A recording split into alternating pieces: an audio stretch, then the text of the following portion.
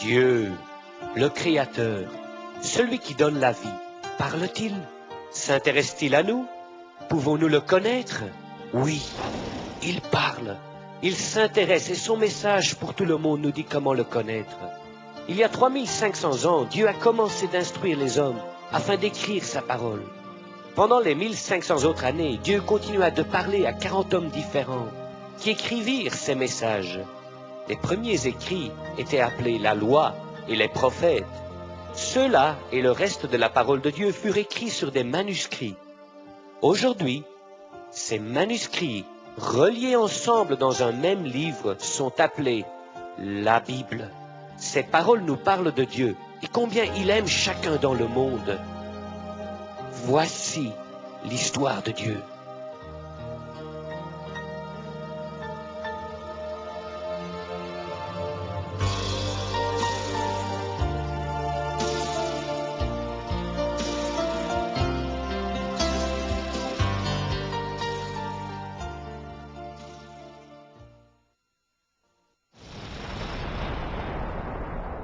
Au commencement, Dieu créa les cieux et la terre. La terre était informe, elle était vide, couverte de ténèbres et d'eau. Ensuite, l'Esprit de Dieu se mouvait au-dessus des eaux, et Dieu dit que la lumière soit, et la lumière fut. Dieu vit que la lumière était bonne. Alors il sépara la lumière d'avec les ténèbres. Dieu appela la lumière jour, et les ténèbres nuit. Ainsi, il y eut un soir et un matin. Ce fut le premier jour. Dieu dit qu'il y ait une étendue pour séparer les eaux d'en bas d'avec les eaux d'en haut. Dieu appela l'étendue ciel. Ainsi, il y eut un soir et un matin. Ce fut le deuxième jour. Dieu dit ensuite que les eaux qui sont sous le ciel se rassemblent dans un seul lieu et que le sec apparaisse. Et cela fut ainsi. Dieu appela le sec terre et l'amas des eaux mer. Et Dieu vit que c'était bon.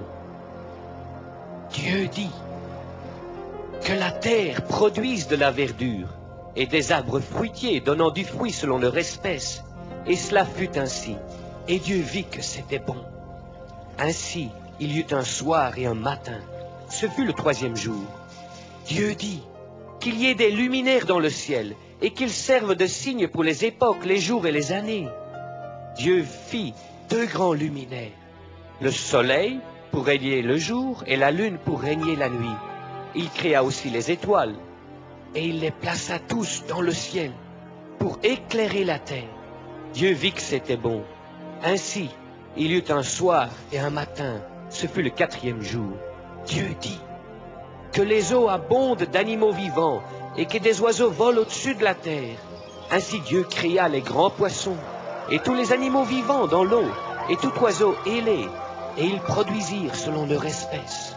Dieu vit que c'était bon, et il les bénit en disant « Soyez féconds, multipliez ». Ainsi il y eut un soir et un matin. Ce fut le 5e jour.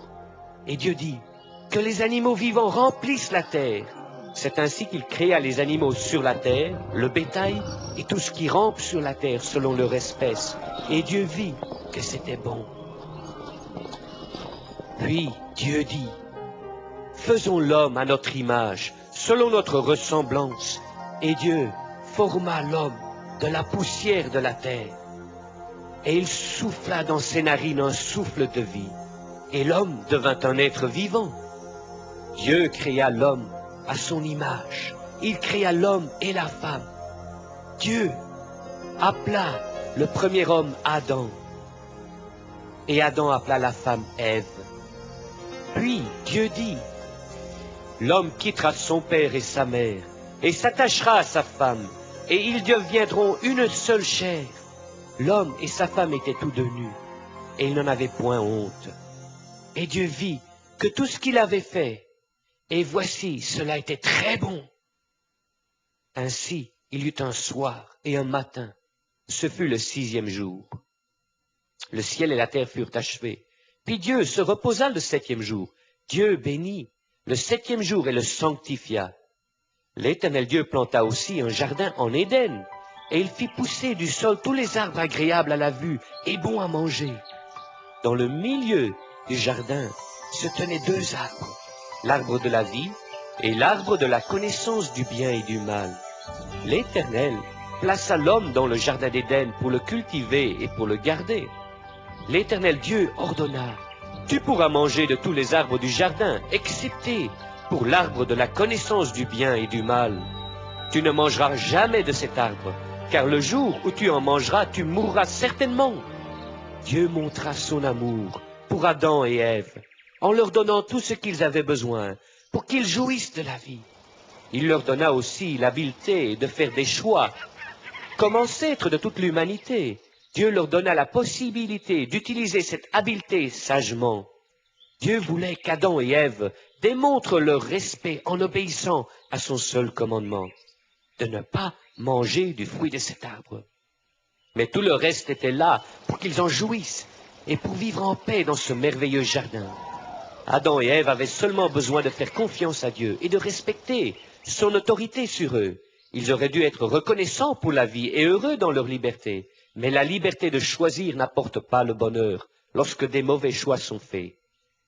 Bien avant que Dieu crée l'homme, il avait aussi donné le libre choix aux anges qu'il avait créés. Dieu désirait l'honneur de ces anges qui habitent au ciel, comme il désire l'honneur des gens. La plupart des anges choisirent de suivre Dieu. Ces anges, encore aujourd'hui, adorent Dieu et font sa volonté en aidant les gens de plusieurs façons.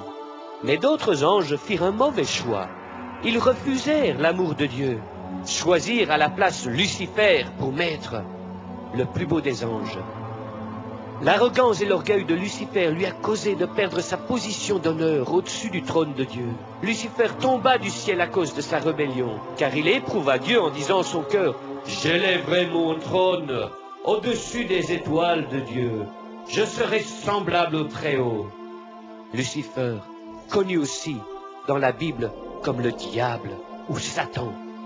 Il désire l'adoration qui appartient seulement à Dieu. Satan trompe les gens afin d'obtenir cette adoration, se déguisant en un ange de lumière. Mais ces mensonges et ces fausses religions causent la douleur, la souffrance et la destruction. Alors Dieu condamna Lucifer en disant, « Tu seras jeté en enfer, dans les profondeurs de la fosse. » Dans ce merveilleux jardin habité par Adam et Ève, Satan apparut à Ève sous la forme d'un serpent. Le serpent était le plus rusé de tous les animaux que l'Éternel Dieu avait fait. Et le serpent dit à la femme, « Dieu a-t-il réellement dit, vous ne mangerez pas de tous les arbres du jardin? » La femme répondit, « Nous pouvons manger les fruits de tous les arbres du jardin, excepté du fruit de l'arbre qui est au milieu du jardin.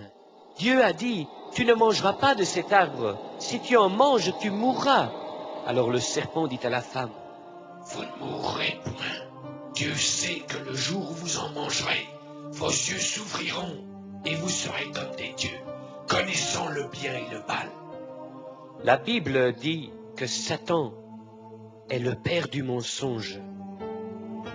Alors bien sûr, il essayera de tromper la femme, et il lui mentit au sujet de Dieu. La femme vit que l'arbre était bon à manger, qu'il était agréable à la vue, et qu'il pouvait la rendre sage. Elle prit le fruit et en mangea, et elle en donna à son mari, qui était avec elle, et il en mangea. Aussitôt, leurs yeux s'ouvrirent, et leur esprit devint mort. Ils virent qu'ils étaient nus. Alors ils cousurent des feuilles de figuier pour se couvrir. Alors ils entendirent la voix de l'Éternel, qui marchait dans le jardin vers le soir. Adam et sa femme se cachèrent, loin de la face de Dieu, au milieu des arbres du jardin, parce qu'ils se sont confiés dans leur propre raisonnement plutôt que la parole de Dieu. Ils sont morts spirituellement, et ils ont perdu la communion avec l'Éternel.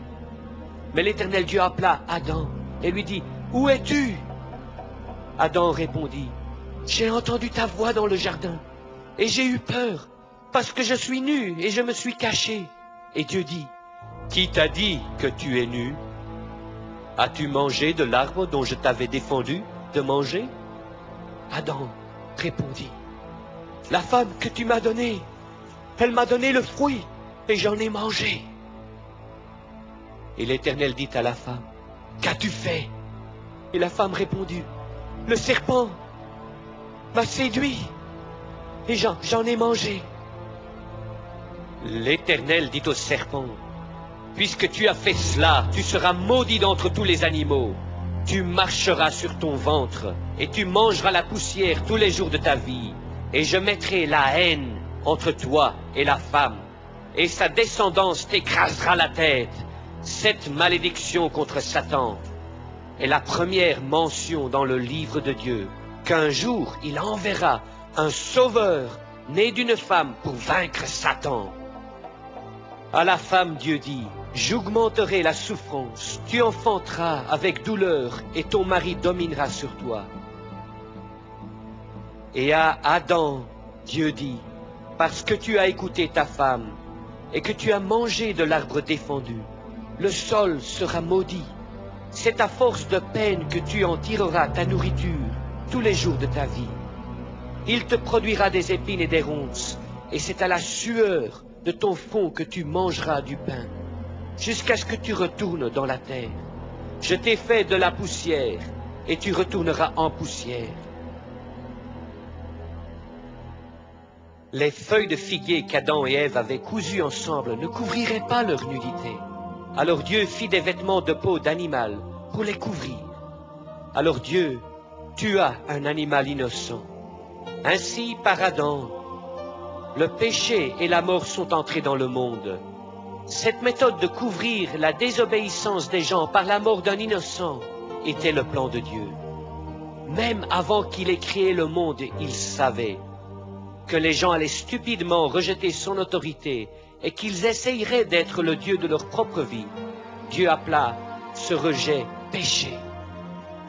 Déjà, à cause de l'amour de Dieu pour chacun, il planifia d'envoyer un sauveur qui mourrait pour offrir le pardon pour tout le monde.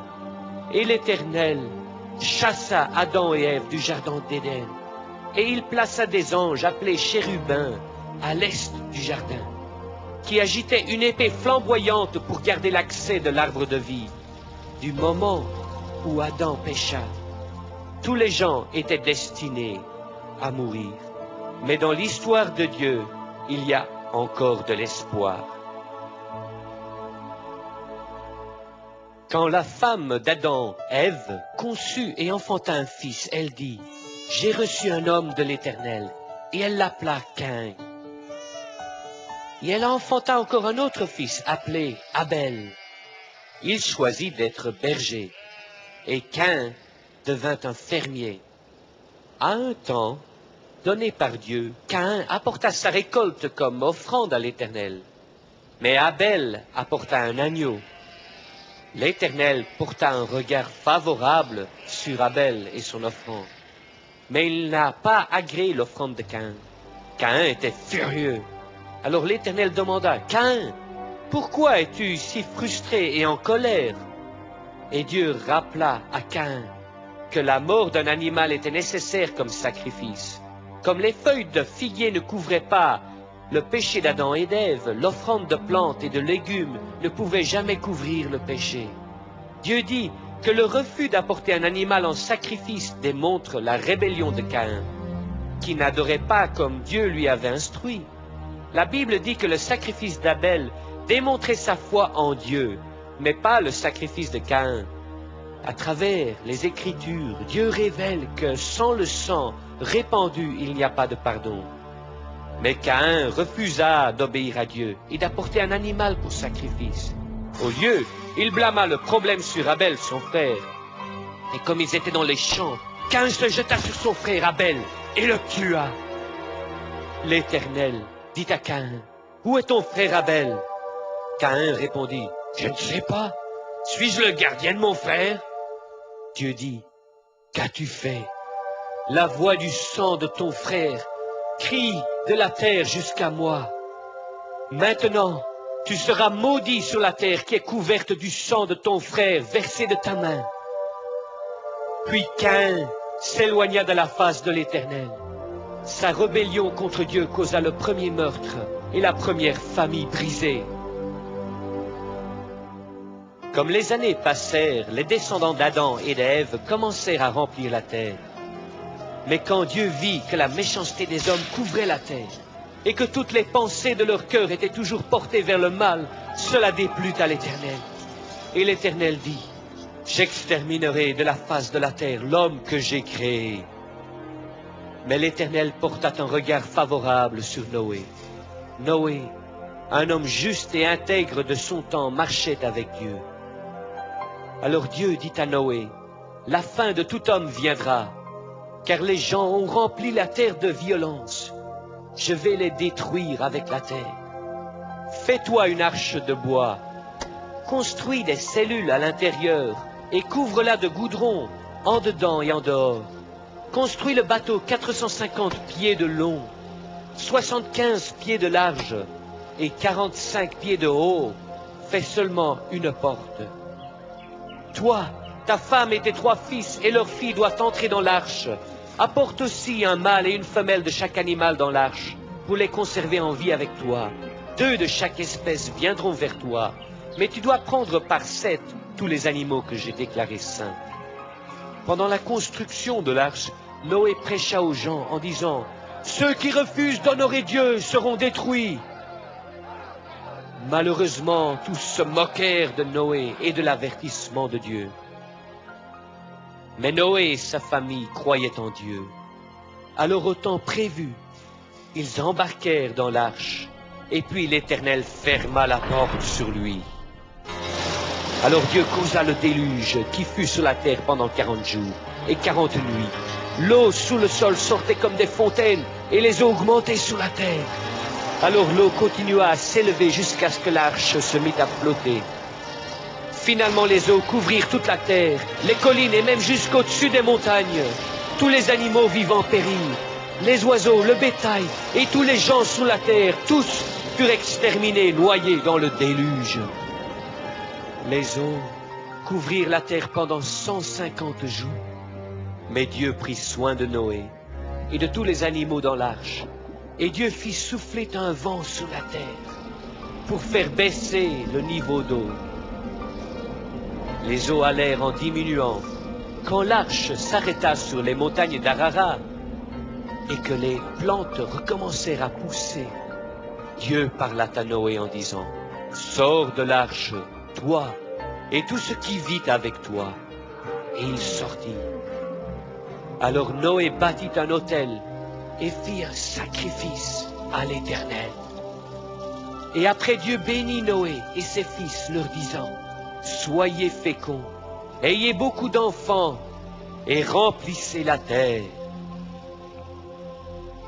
Et en plus des plantes que je vous ai données pour nourriture, les animaux vous serviront aussi de nourriture. Si quelqu'un tue un autre humain, il doit perdre sa propre vie, car l'homme est fait à l'image de Dieu. » Alors Dieu dit, « Voici, j'établis ma promesse avec vous et avec votre descendance après vous. Plus jamais les gens et les animaux ne seront détruits par le déluge. J'ai placé mon arc-en-ciel comme un signe de ma promesse, et toutes les fois que je rassemblerai les nuages au-dessus de la terre, vous verrez l'arc-en-ciel, et je le verrai aussi, et je garderai ma promesse. » Plusieurs générations après Noé, quand toute la terre parlait encore le même langage, les gens s'établirent sur la plaine du Moyen-Orient.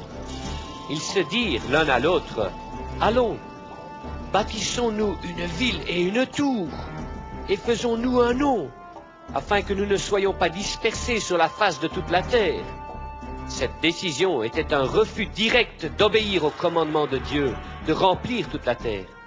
Aussi la tour qu'il planifiait de bâtir était pour adorer le soleil, la lune et les étoiles.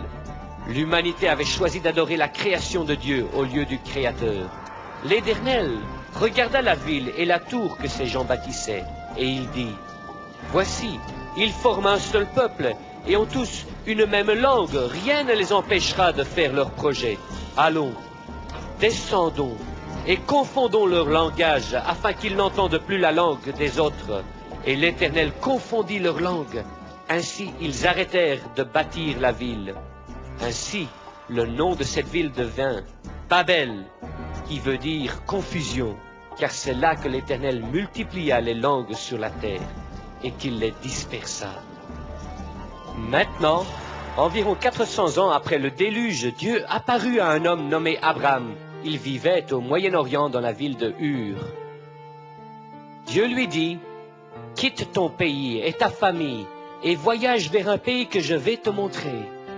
Là, je ferai de toi une grande nation, et je te bénirai, et je rendrai ton nom grand. Je bénirai ceux qui te béniront, et je maudirai ceux qui te maudiront. Et toutes les familles de la terre seront bénies en toi. » Alors, Abram partit, comme l'Éternel lui avait dit, et il entra dans le pays de Canaan. Encore une fois, l'Éternel apparut à Abram et dit, « Je donnerai cette terre à tes descendants. Maintenant, regarde vers le ciel et compte les étoiles si tu peux.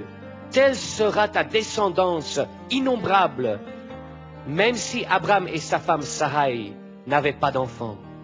Abram crut en Dieu et Dieu le considéra comme juste.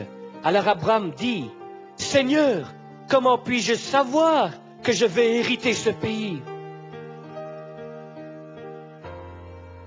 Et Dieu répondit à Abram, « Voici ce qui arrivera. Tes descendants seront étrangers dans un pays qui ne sera point à eux, et ils seront maltraités pendant 400 ans. Une nation les prendra comme esclaves, mais je jugerai cette nation, et ils sortiront ensuite avec de grandes richesses, et à la 4e génération, ils reviendront dans ce pays. Mais Sarai, la femme d'Abram, n'avait pas encore eu d'enfant, et elle était vieille. Alors, Sarai dit à Abram, « Je te prie, va vers ma servante égyptienne Agar, et je considérerai son enfant comme le mien. » Abram écouta le plan de Sarai, même s'il aimait l'Éternel. Abram manqua de croire que Dieu lui donnerait un fils par sa femme. Ainsi, Agar enfanta un fils à Abram appelé Ismaël. 13 ans plus tard, lorsqu'Abram avait 99 ans, l'Éternel lui apparut encore et dit, « Je suis le Dieu Tout-Puissant, marche devant moi, je te donne un nouveau nom, Abraham, ce qui veut dire père d'une multitude, et Sarai sera appelée Sarah, qui veut dire princesse. Je bénirai Sarah, et je donnerai d'elle un fils, et elle deviendra la mère de plusieurs nations. » Alors Abraham supplia Dieu, « Oh, qu'Ismaël vive devant toi !» Et Dieu répondit, « À l'égard d'Ismaël, je t'ai exaucé. Voici, je le bénirai aussi, et je multiplierai grandement ses descendants, et je ferai de lui une grande nation. » Dieu accomplit sa promesse aux descendants d'Abraham et Ismaël par la nation arabe. Alors Dieu dit, « Mais avec le fils de Sarah, et avec ses descendants après lui, j'établirai mon alliance qui est éternelle. » Après cela, Sarah enfanta le fils d'Abraham, qu'ils appelèrent Isaac. Comme Isaac avait grandi, Dieu mit la foi d'Abraham à l'épreuve. Dieu dit, « Abraham !» Et il répondit, « Oui, me voici. » Et Dieu dit, « Prends ton fils, ton unique, celui que tu aimes, et va-t'en au pays de Moria, et là, offre-le en sacrifice sur l'une des montagnes que je te montrerai. » Alors Abraham partit tôt le matin, prit son fils, comme Dieu lui avait dit. Le 3e jour, Abraham, levant les yeux, vit de loin l'endroit où Dieu lui avait dit. Ainsi, Abraham prit le bois pour l'offrande et le chargea sur son fils Isaac. Et il prit une torche dans sa main et le couteau, et ils montèrent tous les deux ensemble. Alors Isaac demanda à Abraham, « Mon père, nous avons le feu et le bois, mais où est l'agneau pour l'offrande ?» Abraham dit, « Mon fils, Dieu se pourvoira lui-même de l'agneau pour l'offrande. » Et ainsi les deux continuèrent ensemble, jusqu'à ce qu'ils furent arrivés au lieu que Dieu lui avait dit. Là, Abraham construisit un autel et rangea le bois. Alors il lia Isaac et le mit sur l'autel par-dessus le bois. Puis Abraham étendit la main et prit le couteau pour égorger son fils. Aussitôt l'ange de l'Éternel l'appela du ciel et dit, « Abraham, Abraham !» Et il répondit, « Me voici. » L'ange dit, « N'avance pas ta main sur Isaac, car je sais maintenant que tu crains Dieu et que tu ne m'as pas refusé ton fils unique. » Abraham leva les yeux et vit que là, derrière lui, un bélier était pris dans un buisson par ses cornes. Abraham prit le bélier et l'offrit en holocauste à la place de son fils. La Bible dit qu'Abraham savait que Dieu accomplirait sa promesse au sujet d'Isaac, même si Dieu avait eu à ressusciter Isaac des morts. Et à cause de la foi d'Abraham, Dieu dit, « Je te bénirai et je multiplierai ta postérité comme les étoiles du ciel. Et par ta progéniture, toutes les nations de la terre seront bénies parce que tu as obéi ma voix. » Alors Abraham s'est réjoui, comme il comprenait que le Sauveur, promis longtemps avant dans le jardin, allait venir de sa descendance. L'épreuve que Dieu fit à Abraham illustre aussi comment un jour, Dieu, le Père éternel, enverrait son Fils unique comme sacrifice pour le monde entier. Plus tard, Isaac s'est marié et devint père de 2 jumeaux, Jacob et Ésaü. Ensuite, Dieu changea le nom de Jacob pour Israël, et il fut choisi pour continuer la descendance promise. Jacob eut 12 fils. L'un d'eux était Joseph, qui fut vendu comme esclave par ses propres frères. Mais à travers les soins de Dieu, il devint éventuellement le dirigeant aux côtés du roi d'Égypte, le grand Pharaon. Joseph, étant un homme qui craignait Dieu, pardonna à ses frères, et il invita toute sa famille à venir en Égypte, en les sauvant d'une terrible famine. Ainsi donc les 70 descendants d'Abraham, Isaac et Jacob, connus comme les enfants d'Israël, allèrent en Égypte, dans le pays où ils deviendraient esclaves, juste comme Dieu avait dit à Abraham. Maintenant, ces descendants d'Abraham enfantèrent beaucoup d'enfants, et ils peuplèrent le pays d'Égypte. Mais le nouveau Pharaon, qui n'avait pas connu Joseph, commença à s'inquiéter. Il dit aux Égyptiens, « Voilà, les enfants d'Israël, ces Hébreux, maintenant sont plus nombreux que nous. Nous devons agir sagement avec eux. Si nous les laissons se multiplier et que nous ne devenons impliqués dans une guerre, ils pourraient se joindre à nos ennemis et combattre contre nous. » Ainsi, les Égyptiens utilisèrent les Hébreux comme esclaves. Et ces chefs d'esclaves brutaux rendaient la vie des enfants d'Israël amère par des travaux terriblement durs. Mais le plus qu'ils les maltraitaient, le plus qu'ils grandissaient en nombre. Alors, Pharaon convoqua les sages femmes des Hébreux et leur dit, « Quand vous accoucherez les femmes des Hébreux, laissez vivre les filles, mais tous les garçons, faites-les mourir. » Une femme des Hébreux cacha son fils nouveau-né, mais après 3 mois, elle ne pouvait plus le cacher. Alors elle le mit dans un panier qu'elle couvrit de goudron et le déposa parmi les roseaux au bord du fleuve. La fille de Pharaon descendit au fleuve pour se baigner, et elle aperçut le panier au milieu des roseaux, et elle regarda à l'intérieur. Quand elle vit le bébé qui pleurait, elle eut pitié et dit, « C'est un des enfants des Hébreux. » Elle prit le bébé et l'éleva comme son propre fils. Elle l'appela Moïse, qui veut dire « tirer des eaux ». Alors Moïse devint destiné à hériter le royaume égyptien avec tous ses trésors. Quand Moïse devint grand, il alla parmi ses frères hébreux qui étaient en esclavage. Comme il observait leur souffrance, il vit un Égyptien qui frappait un esclave hébreu. Moïse pensait que personne ne le vit, et il tua l'Égyptien et le cacha dans le sable. Mais Pharaon apprit au sujet de la mort de l'Égyptien, et il chercha à faire mourir Moïse. Alors Moïse s'enfuit et vécut dans le pays de Madian. Après 40 années, ce Pharaon mourut. Les enfants d'Israël gémissaient sous leur esclavage, et leurs cris montèrent jusqu'à Dieu. Alors Dieu honora son alliance avec Abraham, Isaac et Jacob. Moïse était devenu un berger, et comme il conduisait le troupeau dans le désert, l'ange de l'Éternel lui apparut dans une flamme de feu, au milieu d'un buisson. Étrangement, le buisson brûlait, mais ne se consumait point.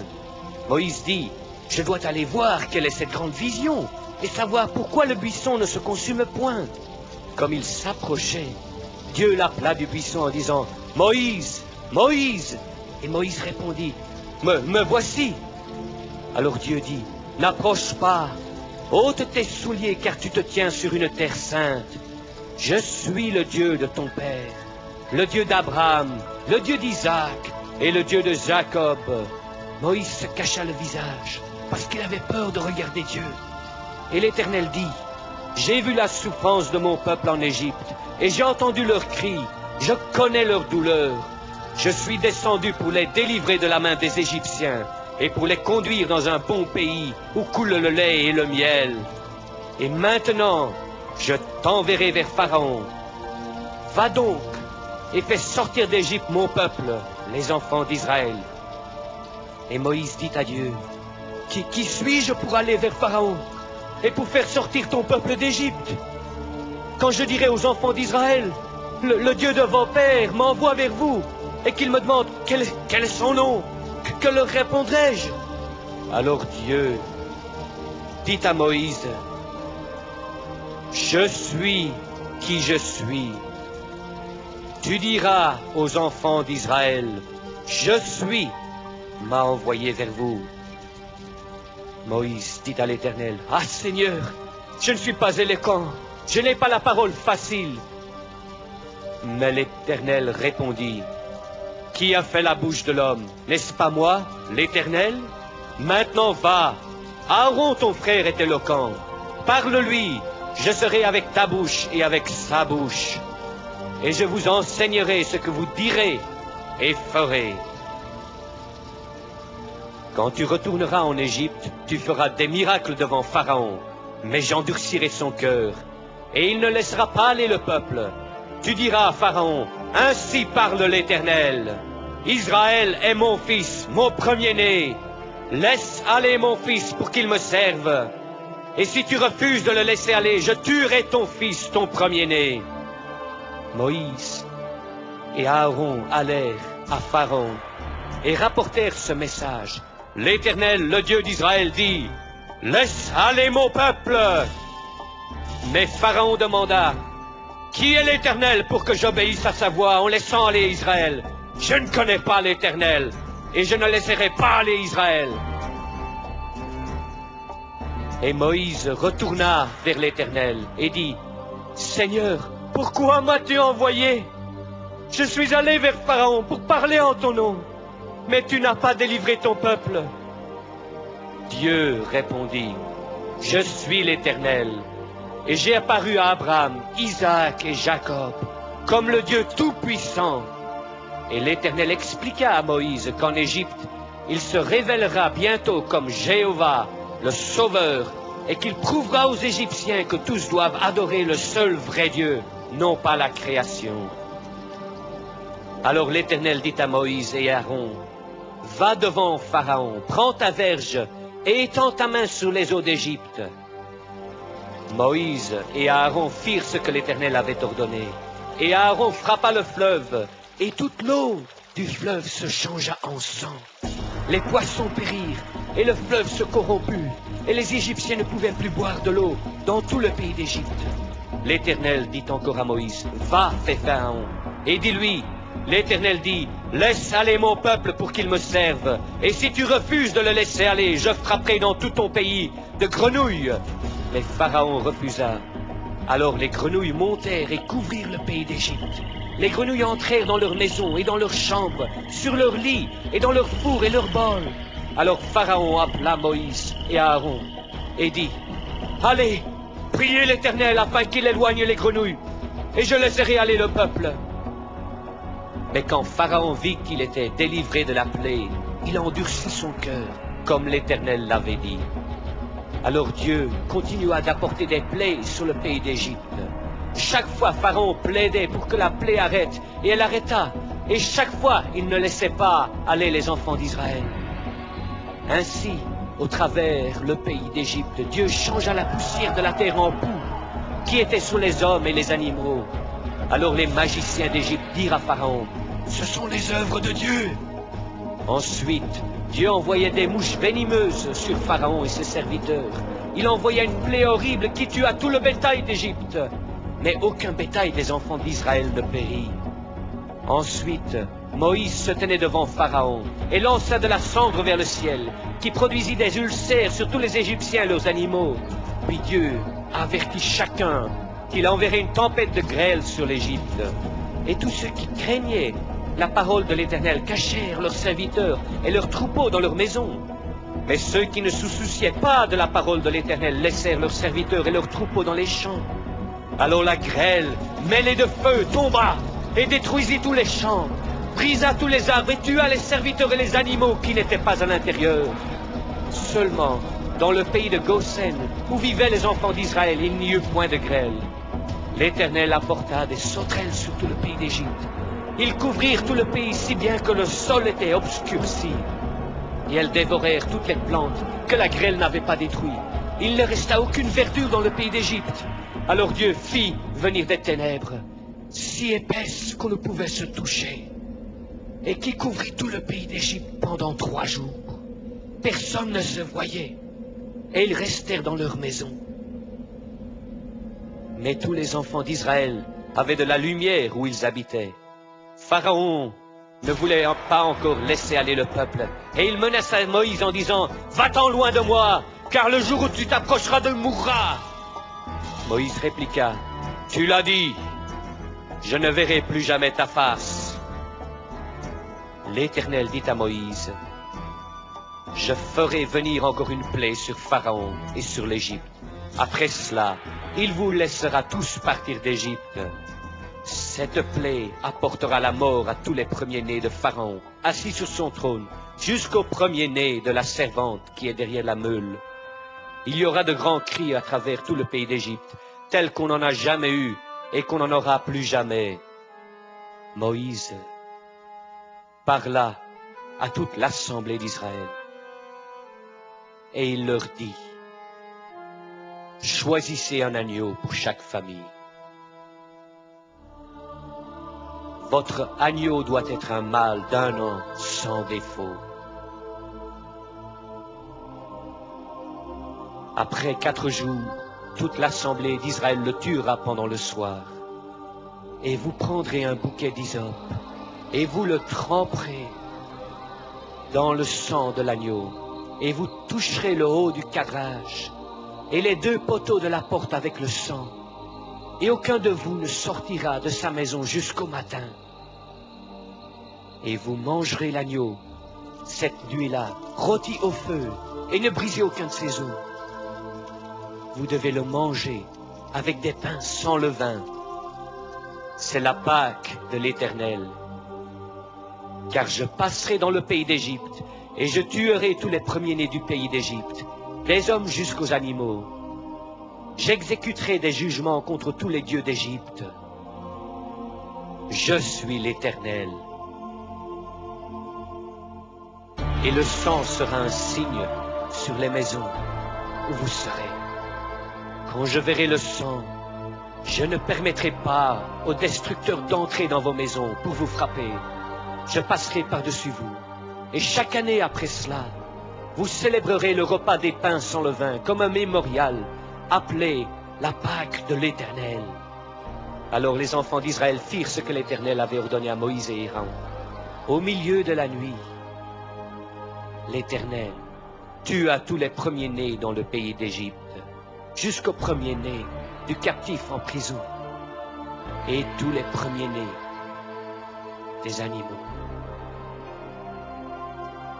Pharaon et ses serviteurs et tous les Égyptiens se levèrent dans la nuit, et il y eut de grands cris en Égypte, car il n'y avait pas une seule maison sans un mort. Mais ceux à l'intérieur des maisons, desquels leurs poteaux étaient marqués par le sang de l'agneau, étaient sauvés. Alors Pharaon appela Moïse et Aaron pendant la nuit et il leur dit, « Levez-vous tous, vous et les enfants d'Israël, sortez de mon peuple, allez, servez l'Éternel comme vous désirez. » Et les Égyptiens pressaient le peuple de se dépêcher pour les envoyer aussi vite que possible du pays, criant, « Si vous ne partez pas, nous allons tous mourir. » Les Égyptiens donnèrent même leurs bijoux et leur or aux Hébreux pour qu'ils partent. Et les enfants d'Israël, déjà quelques millions, partirent et prirent avec eux de nombreux troupeaux. Exactement comme Dieu l'avait dit à Abraham, sa descendance fut en esclavage. Et ils sortirent de l'esclavage à la 4e génération avec de grandes richesses. Alors, cette grande nation que Dieu appelait son premier-né quitta le pays d'Égypte et campa près du désert. L'Éternel parla à Moïse et dit, « Bientôt Pharaon pensera que les enfants d'Israël sont captifs dans le désert. J'endurcirai le cœur de Pharaon, et il vous poursuivra, mais je serai glorifié afin que les Égyptiens sachent que je suis l'Éternel. » Et comme Dieu l'avait dit, Pharaon et ses serviteurs se tournèrent contre les Hébreux en disant, « Pourquoi avons-nous laissé aller les esclaves d'Israël ?» Et Pharaon prit 600 chars d'élite de toute l'Égypte, et ses cavaliers et son armée, et ils poursuivirent les Hébreux qui étaient près de la mer Rouge. Lorsque les Hébreux levèrent les yeux et virent les Égyptiens, ils furent terrifiés et crièrent à l'Éternel. Alors Moïse dit au peuple, « Ne craignez pas, restez en place et voyez la délivrance que l'Éternel va vous montrer aujourd'hui. Vous ne les verrez plus jamais, l'Éternel combattra pour vous. » Et l'Éternel dit à Moïse, « Lève ta verge et étends ta main sur la mer et fends-la, et les enfants d'Israël marcheront au milieu de la mer à sec. » Et Moïse étendit sa main sur la mer, et Dieu refoula la mer par un vent fort d'Orient, et les eaux se fendirent, et les enfants d'Israël entrèrent au milieu de la mer à sec, les eaux formant une muraille de chaque côté. Alors tous les chevaux de Pharaon, ses chars et ses cavaliers entrèrent après eux dans la mer sèche. Mais l'Éternel combattit l'armée des Égyptiens. Et il détacha les roues de leurs chars, et les chevaux ne pouvaient plus les tirer. Les Égyptiens paniquèrent. « Fuyons, car l'Éternel combat pour eux !» Et l'Éternel dit à Moïse, « Étends ta main sur la mer. » Et quand Moïse étendit sa main sur la mer retourna à sa place. Les Égyptiens essayèrent de s'échapper des eaux, mais l'Éternel les précipita au milieu de la mer. Les eaux couvrirent leurs chars, les cavaliers et toute l'armée de Pharaon. Mais les enfants d'Israël marchèrent à sec au milieu de la mer. Quand Israël vit ce grand miracle que l'Éternel fit contre les Égyptiens, le peuple craignit l'Éternel et crut en lui et en son serviteur, Moïse.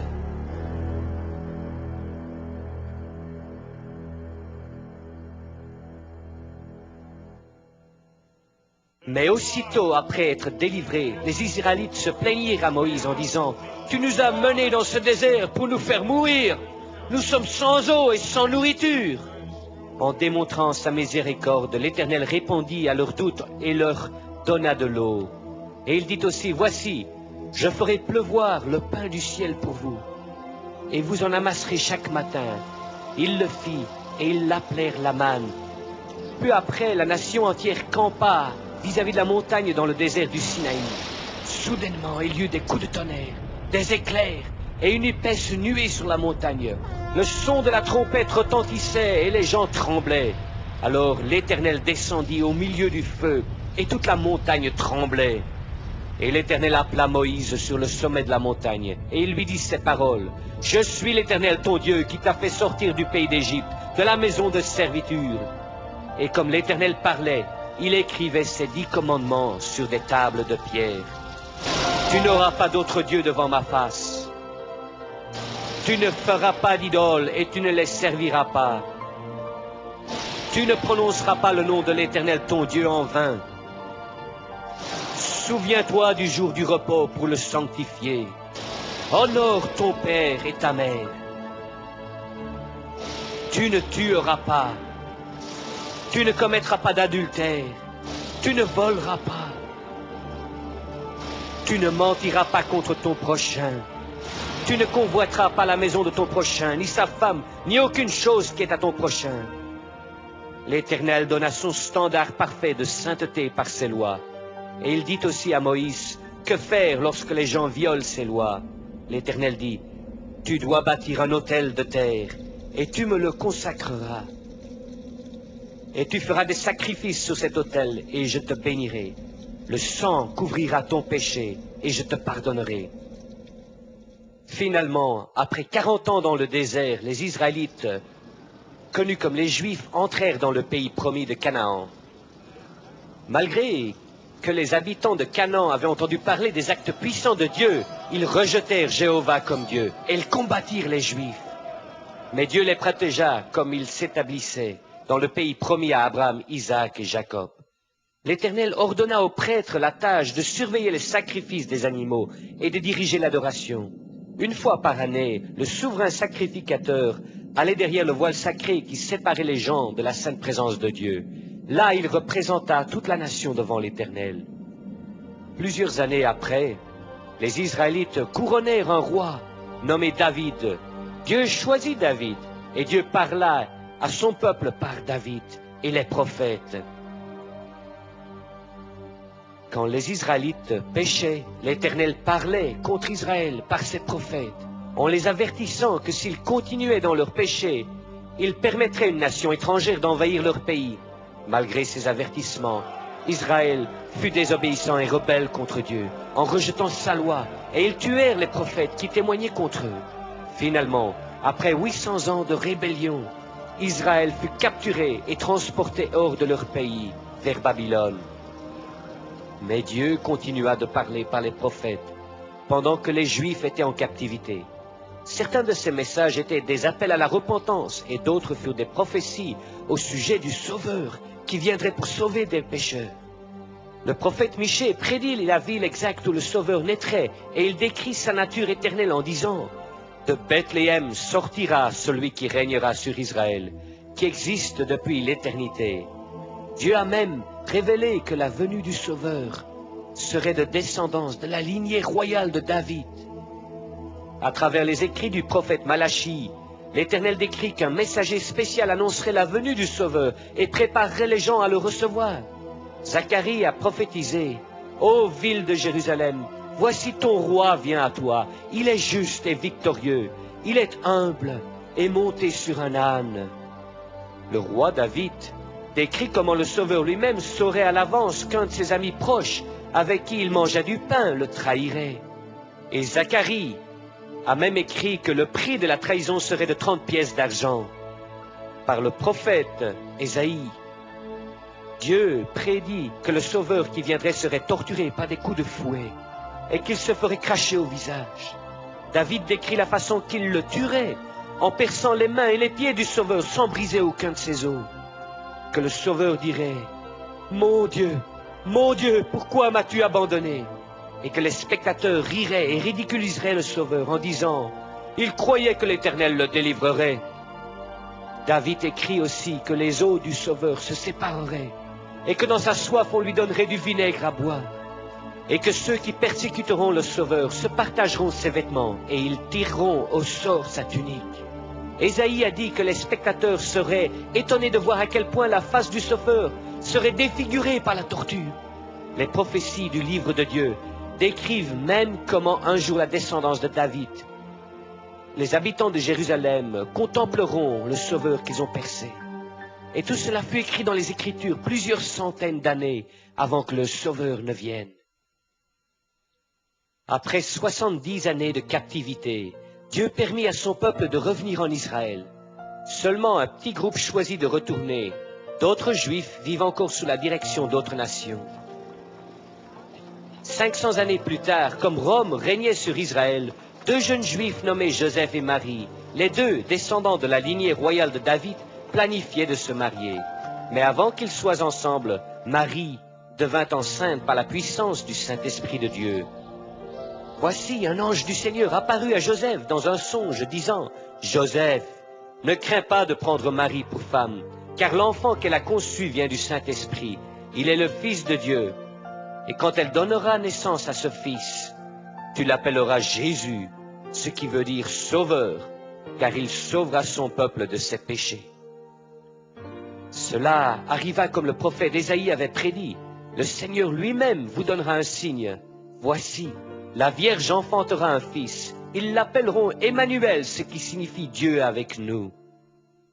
Joseph et Marie avaient à voyager à Bethléem pour un recensement et pour payer les taxes. Pendant qu'ils étaient là, Marie enfanta son fils, premier-né qu'ils appelèrent Jésus. Comme prophétisé, Jésus naquit à Bethléem de la descendance du roi de David. Et dans le même pays, il y avait des bergers qui gardaient leurs troupeaux pendant la nuit. Et l'ange du Seigneur leur apparut, et la gloire de Dieu resplendit autour d'eux, et ils furent effrayés. Mais l'ange leur dit, « Ne craignez pas, car je vous annonce une bonne nouvelle d'une grande joie pour tout le peuple. Aujourd'hui vous est né un sauveur qui est le Christ le Seigneur. » Et l'enfant grandissait et se fortifiait. La grâce de Dieu était sur lui. Jésus croissait en sagesse, en stature et en grâce devant Dieu et les hommes. Quand Jésus eut environ 30 ans, un homme nommé Jean-Baptiste vint, prêchant et baptisant dans le désert, disant, « Repentez-vous, préparez-vous pour le Seigneur. » Jean était le messager dont le prophète avait prédit qu'il annoncerait la venue du Sauveur.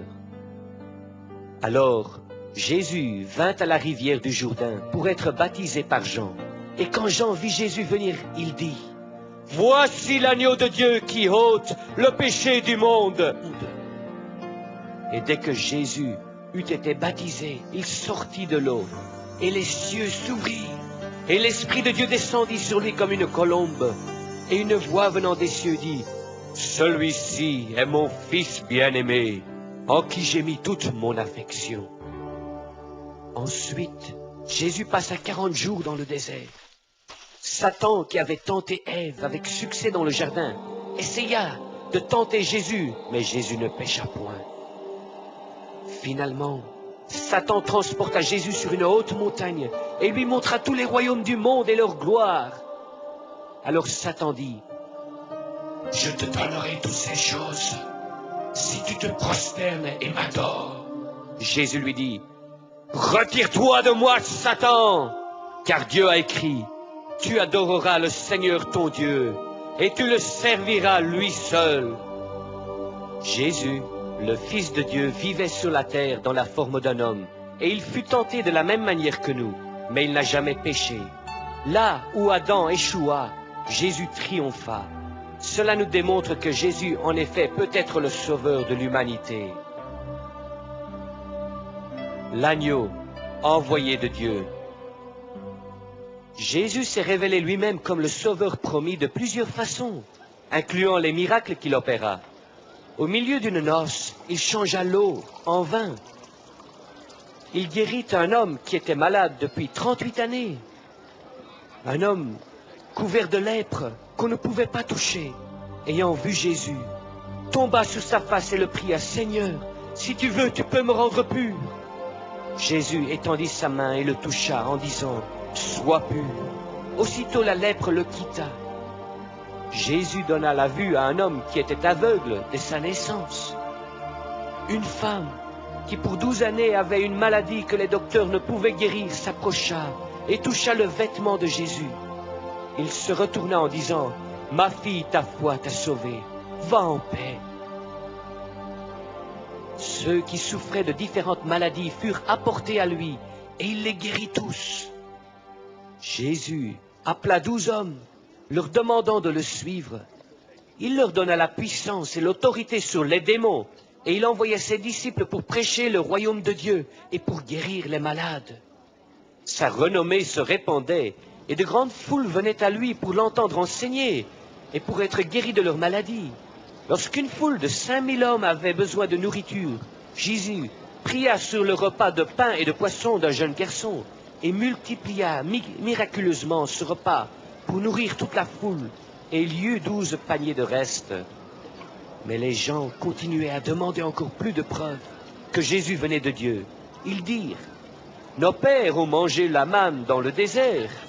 Il est dit dans les Écritures qu'ils mangeaient le pain du ciel. » Jésus leur dit, « Le pain de Dieu est celui qui descend du ciel et qui donne la vie au monde. » Les gens dirent, « Seigneur, donne-nous toujours de ce pain. » Jésus leur dit, « Je suis le pain de vie. Celui qui vient à moi n'aura jamais faim.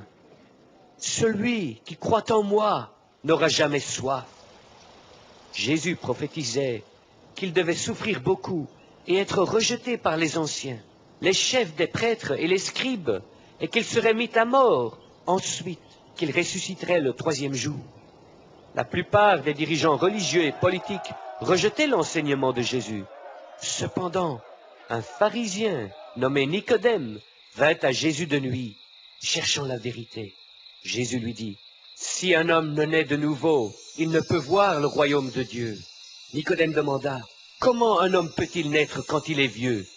Peut-il rentrer dans le sein de sa mère et naître? » Jésus lui répondit, « Ce qui est né de la chair est chair, et ce qui est né de l'esprit est esprit.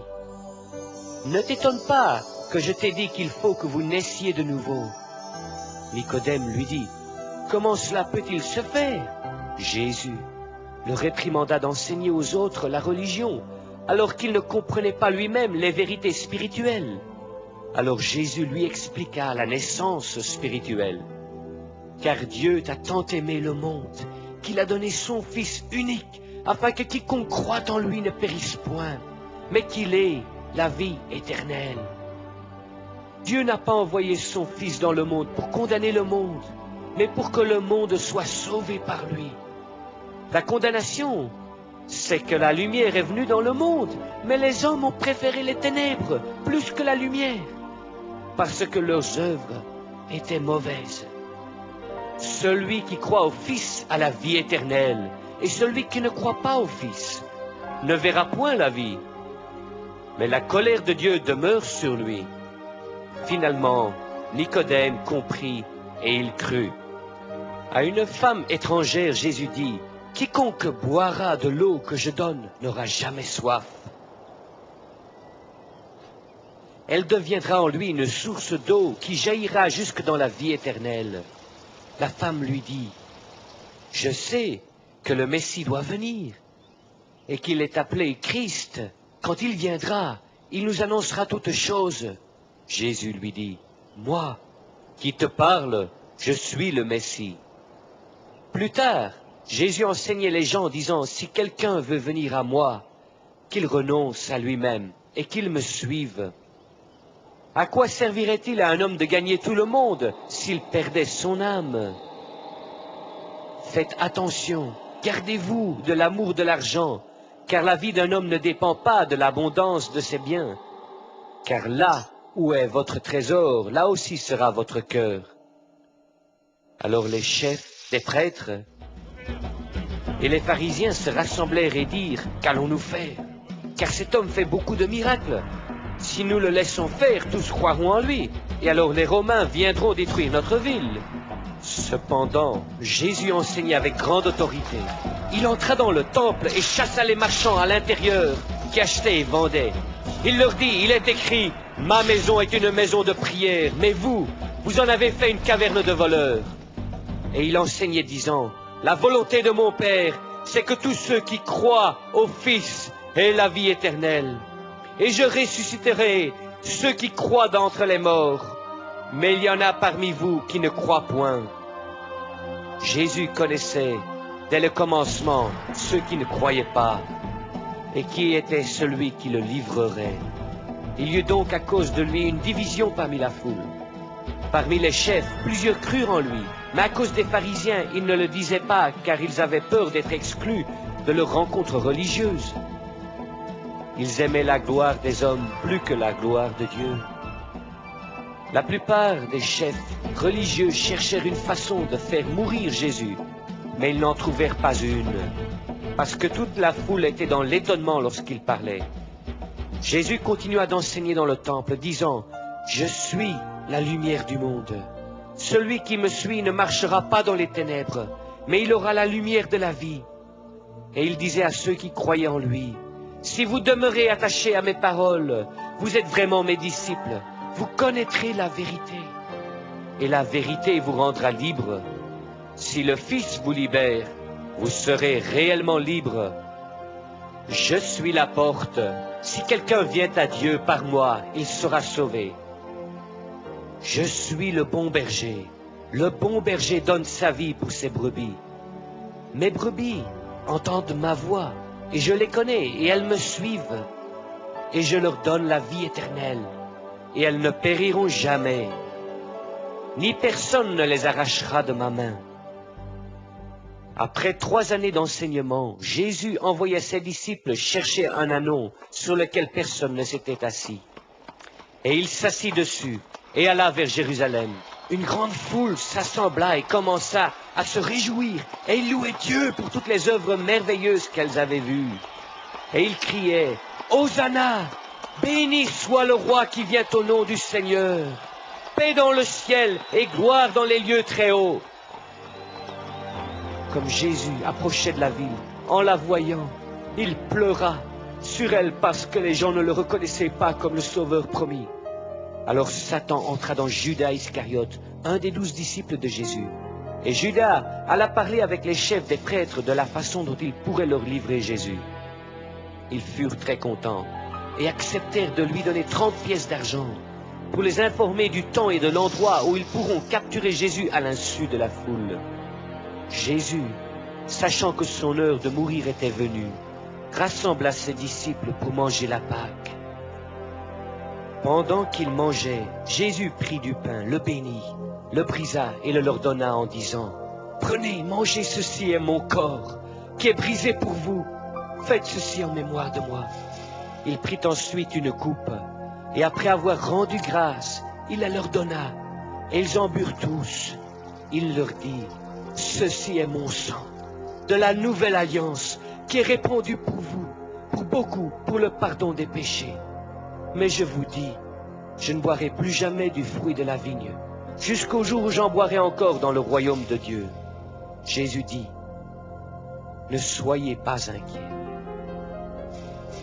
Vous, croyez en Dieu, croyez aussi en moi. Il y a plusieurs demeures dans la maison de mon Père. Je vais vous préparer une place, et après vous avoir préparé une place, je reviendrai. Et je vous prendrai avec moi.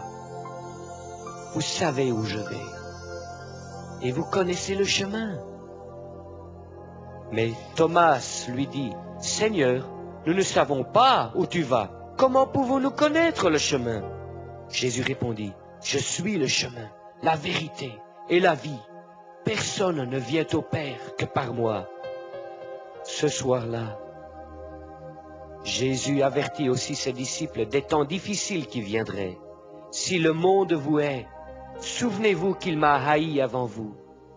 Celui qui me hait est aussi mon Père. » Après le souper, Jésus marcha jusqu'au jardin appelé Gethsémané pour prier. Ses disciples le suivirent à ce lieu isolé. Après sa prière, les chefs des prêtres, les capitaines du temple et les anciens arrivèrent là, cherchant Jésus. Judas, qui venait juste de manger avec lui, dirigeait le groupe. Judas s'approcha de Jésus en le saluant, et il le baisa pour le trahir.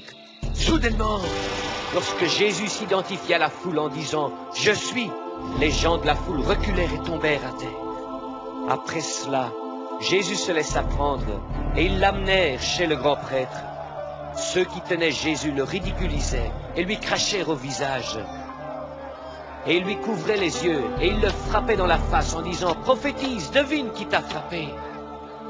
Tôt le lendemain matin, la foule amena Jésus au gouverneur Pilate et ils l'accusèrent en disant « Nous avons trouvé cet homme en train de corrompre notre peuple. » Mais après avoir questionné Jésus, Pilate dit aux chefs des prêtres, aux dirigeants et au peuple « Il n'a rien fait qui mérite la mort.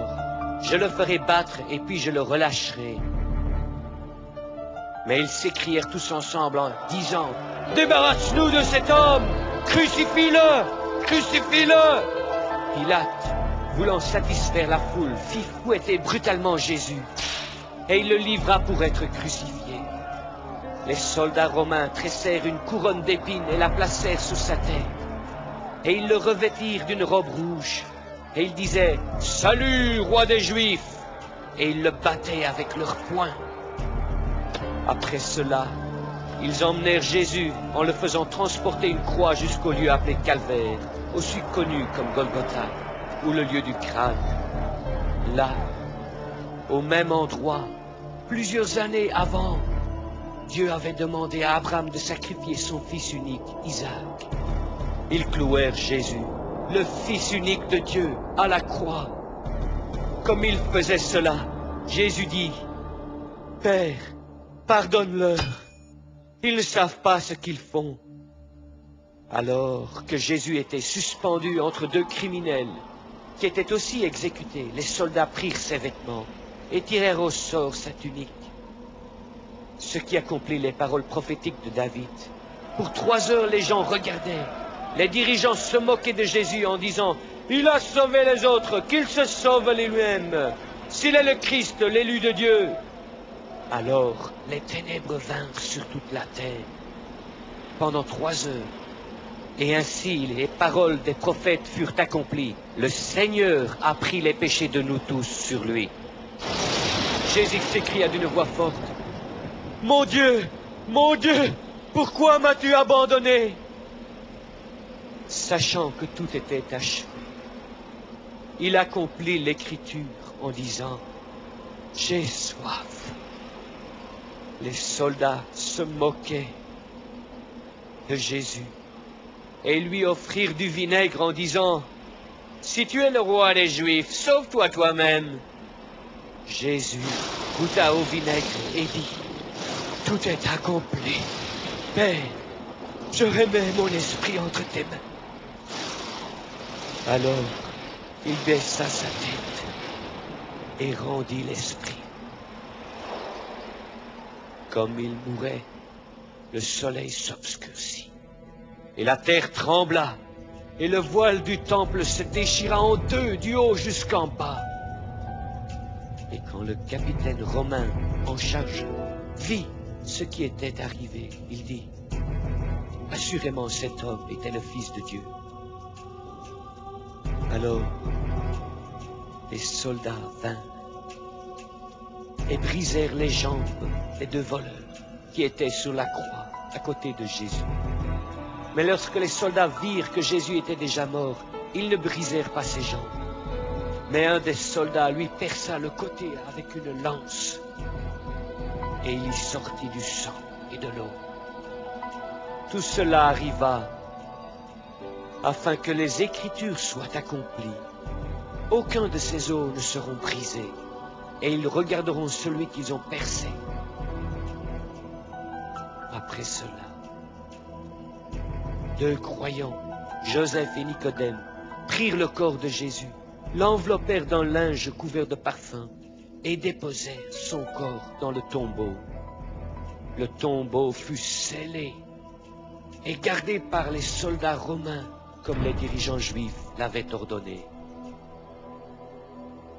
3 jours après, il y eut un grand tremblement de terre, et l'ange du Seigneur roula la pierre à l'entrée du tombeau.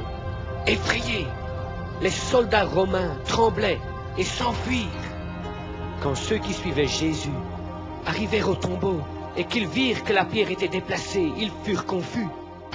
Soudainement, 2 hommes se tenaient près d'eux et leur dirent, « Pourquoi cherchez-vous parmi les morts celui qui est vivant? Il n'est pas ici, il est ressuscité. Souvenez-vous comment il vous a dit qu'il devait être livré entre les mains des pécheurs et être crucifié, et qu'il ressusciterait le 3e jour. » Alors ils se souvinrent de ces paroles. Le même jour, durant le soir, Jésus se présenta au milieu de ses disciples et leur dit, « La paix soit avec vous. » Mais ils furent effrayés, croyant voir un esprit. Alors il leur dit, « Voyez mes mains et mes pieds, c'est bien moi, touchez-moi et voyez, car un esprit n'a ni chair ni eau, comme moi. » Toutes ces choses sont arrivées comme je vous l'avais dit, car toutes les Écritures qui me décrivaient dans la loi de Moïse, dans les prophètes et dans les psaumes devaient être accomplies. Alors il leur ouvrit l'intelligence et il leur dit, « Il est écrit que le Christ doit souffrir et qu'il ressuscite des morts le 3e jour, et que la repentance et le pardon des péchés seront prêchés en son nom parmi toutes les nations. Et vous êtes témoins de ces choses. » Jésus continua d'apparaître à plusieurs personnes, leur montrant qu'il était vivant, ce qui nous donne la preuve infaillible de sa résurrection. Puis, il commanda à ses disciples, « Allez dans tout le monde et prêchez la bonne nouvelle. » À la fin de 40 jours, Jésus annonça à ses disciples, « Vous recevrez une puissance, quand le Saint-Esprit viendra sur vous, et vous parlerez aux autres de moi, à Jérusalem, dans toute la Judée, en Samarie, et jusqu'aux extrémités de la terre. » Pendant qu'ils regardaient, Jésus fut élevé, et un nuage l'enleva de leurs yeux. Deux hommes vêtus de blanc dirent, « Pourquoi vous êtes-vous arrêtés pour regarder au ciel? Ce même Jésus qui a été enlevé au ciel reviendra de la même manière que vous l'avez vu partir. » Alors, ceux qui suivaient Jésus allèrent à travers le pays, prêchant et baptisant, disant à chacun que Christ le Sauveur était ressuscité. Ils démontrèrent par les Écritures comment par Adam le péché et la mort sont venus dans le monde, mais que par Jésus-Christ le pardon et la résurrection des morts sont maintenant venus. Ils dirent comment un jour, tous de ceux qui se sont confiés à Dieu et qui ont cru à Jésus comme leur Seigneur et Sauveur ressusciteront des morts et vivants, seront tous ensemble enlevés dans les nuages pour rencontrer le Seigneur dans les airs. Le livre de Dieu dit aussi que le ciel sera ouvert et Jésus reviendra sur terre comme un roi victorieux et comme juge. Et le nom écrit sur ses vêtements sera Roi des rois et Seigneur des seigneurs. Et les armées qui sont dans le ciel le suivront sur des chevaux blancs. Jésus se tiendra sur le mont des Oliviers, comme le disait le prophète Zacharie, et la montagne se divisera, et Jésus régnera sur toute la terre. Et quand 1000 ans seront passés, Satan sera encore temporairement libéré pour séduire les nations. Mais un feu viendra de Dieu et dévorera ceux qui suivent Satan. Finalement, Satan, le séducteur, sera jeté dans l'étang de feu et sera tourmenté jour et nuit pour toujours.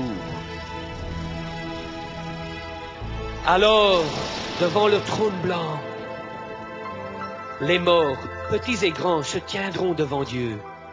Et quiconque n'est pas trouvé écrit dans le livre de vie sera jeté dans l'étang de feu. Mais dans un nouveau ciel et une nouvelle terre, Dieu sera avec son peuple. Et Dieu essuiera toutes larmes de leurs yeux, et la mort ne sera plus. Et il n'y aura plus ni deuil, ni cri, ni douleur, car les premières choses ont disparu. Et il n'y aura pas de nuit, et il n'y aura pas besoin du soleil pour éclairer, car la gloire de Dieu et de l'agneau seront la lumière, et ils régneront pour toujours. Et l'arbre de vie sera là, et la malédiction des êtres humains ne sera plus. Jésus dit que celui qui a soif vienne, qu'il prenne gratuitement l'eau de vie. Voici, je viens bientôt. Bénissons ceux qui obéissent à ma parole. Celui qui entend ma parole et qui croit à celui qui m'a envoyé a la vie éternelle et ne sera pas condamné, mais il est passé de la mort à la vie. Voici l'histoire de Dieu pour vous.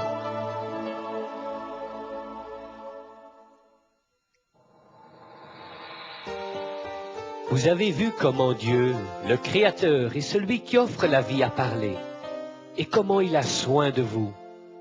Mais Dieu est saint, et il doit être approché selon ses conditions. Dieu désire que vous l'adoriez comme le seul et unique Dieu dans votre vie. Mais de même qu'Adam et Ève ont failli dans leur confiance en Dieu seul, ainsi nous aussi nous avons tous péché, en conduisant nos vies nous-mêmes sans lui.